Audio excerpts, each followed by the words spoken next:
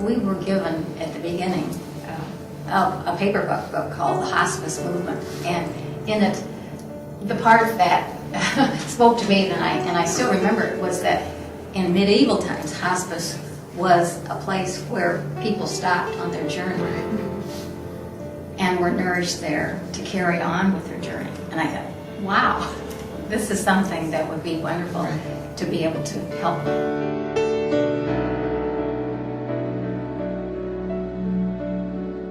Larry called me and he suggested that we have some community meetings, and I think we met at your house that spring, March or April, and then he talked with you and you were gracious enough to give us a place to come and meet, and so there must have been about 14 or 15 of us there. Mm-hmm. The stress was on getting a board, some kind of group that was going to give direction and get us going, and we were talking at the table about who gave us the seed money. Someone gave us an office to use. We were upstairs in the Baycock building at 132 West Station. Yes. And we met downstairs around the board table. Right. And we think the seed money came from BADC. American Area Development We were Council. getting like $200, and it was just huge. That was huge in '84, and that paid for our phone. Right. And maybe I think maybe we had a box number or something if people wanted to send us things. But mostly everybody donated time and everybody donated their talents. It was all volunteer. All the nurses gave their time. I gave my time. The ministers we would contact from churches for families, they gave their time. Our doctor gave his time. Everybody gave their time. Do you remember how many patients we had?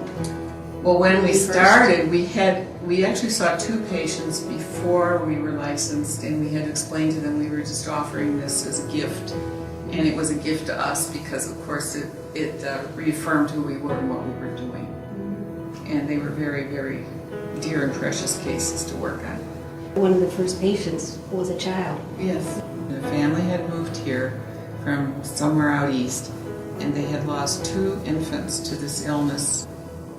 And they hadn't been able to get hospice care or supportive care where they lived. And she didn't want her family to go through that kind of pain alone again. Yeah, that was one of the very first cases we had, Roxy. But by the end of the first year, it seems to me we had 14 or 15 that we were working with, which was more than we thought we'd have. I remember when we had 4 and we thought, this is it. I mean, we're really happy. That's great. I remember those discussions about whether once we had 4 and then it grew a little more, are we really going to be a local hospice or are we going to be a regional hospice? And I think that's when the Hospice of Northeastern Illinois came up, because I remember you encouraging, saying there's needs outside of Barrington too that we need to think about. And you have to think about. And so I remember that discussion. And even though I think it started in Barrington, I think we were reaching out to other communities at the time. Hospice was a very new thought, a new concept at that time. It was very much in its infancy and not accepted by a lot of people. Some people had a hard time accepting that there was a natural process called dying. So people would struggle with that, and hospice made people aware that, yes, indeed, there were failings in medicine and people could not overcome some illnesses, and that we had to find a way to help them with the dying process. So this was a very, very new thought at that time. We were organizing coffees in people's homes to explain what Dr. Carlson has just been talking about. And then also hoping that they would help support it financially because we needed to get started. I had a friend who used it for her father who was not really ill, was just old and died. And then Freddie called her. And that's the story. Again.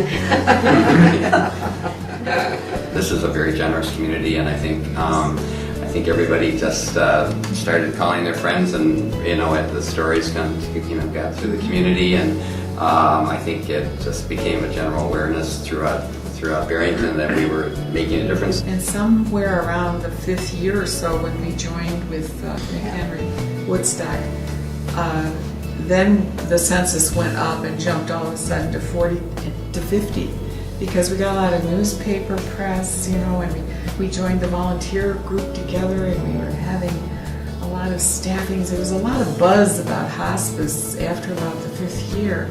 I know the dream was that we were going to be able to build a center someday where we would be able to have classes and teach and do research and serve the people that we wanted to serve and have a special place for patients if they needed that care. I have to tell you, every time I drive through the community and I look at our first office and I drive by where the Peppers have put the hospice for so many years now, and then I drive by the hospice home and I just get goosebumps thinking about it, because again, it's gone beyond our expectations. But I mean, I think the community has expressed overwhelmingly how much they support the hospice movement. It has been this dream, and I think it's just that the dream is fulfilled as far as I'm concerned.